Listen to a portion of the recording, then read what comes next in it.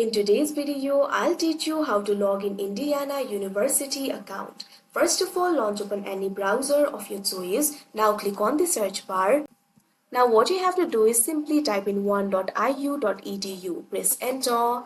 Now after you do that, you'll be led to the official website of Indiana University. Initially, you'll be led to this kind of interface. So if you want to log into your account, at top right corner of your screen, you'll be able to find the option for sign in. Simply click on it. Now after you do that, you'll be able to find the options over here. Simply click on this option, sign in. Now you'll be led to the official login interface of Indiana University. From here, you'll be able to log into your account.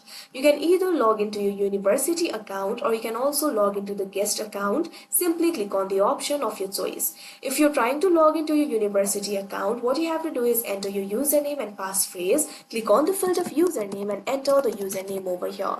Now simply click on the field of passphrase and enter the passphrase. If you want to reset the passphrase, you can click on this option, reset passphrase, and simply reset it. After that, simply enter the passphrase. Now after you enter the username and passphrase, click on the login option that you can see on the screen.